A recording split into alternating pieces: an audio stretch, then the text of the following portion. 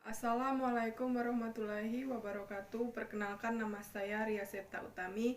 Saya dari kelas 1B Ilmu Keperawatan dengan nomor NPM 2126010067. Di sini saya akan membahas materi tentang tokoh yang berjudul Dorothy E. Orems. Sejarah Dorothy E. Orems. Dorothy E. Orems adalah seorang teoris keperawatan terkenal di Amerika.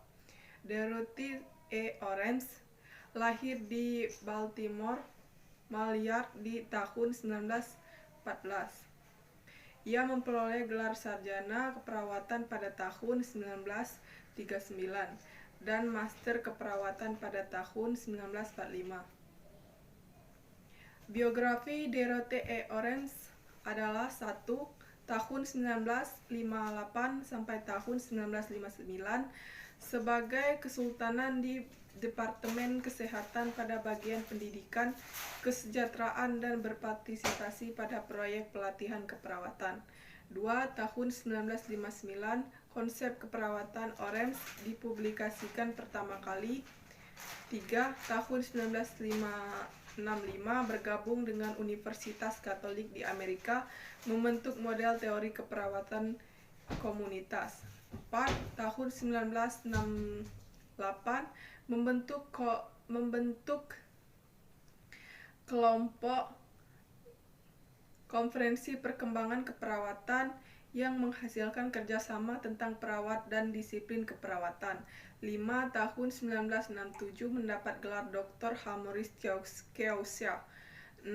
Tahun 1980 mendapat gelar penghargaan dari alumni Universitas Katolik Amerika tentang teori keperawatan. Pembahasan Dorothy E. Orems. Teori ini mengacu kepada bagaimana individu memenuhi kebutuhan dan menolong keperawatannya sendiri. Maka timbullah teori tentang cell chairs. 1. Cell chair. Teori cell chair ini berisi upaya tuntunan pelayanan diri yang dineptis sesuai dengan kehidupan perawatan diri sendiri.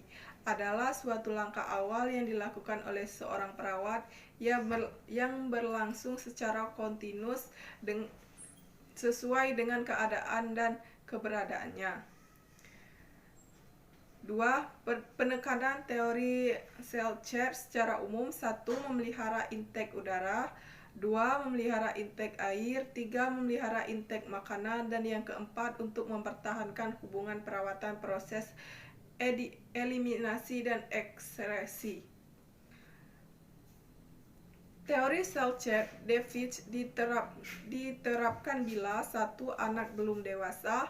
2. Kebutuhan melebihi kemampuan perawatan. 3. Dan yang ketiga, kemampuan sebanding dengan kebutuhan terapi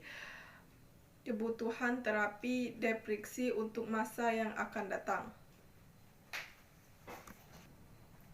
Keyakinan Orems tentang 4 konsep utama keperawatan adalah 1. Akilen, yaitu individu atau kelompok yang tidak mampu secara terus-menerus mempertahankan sel. 2.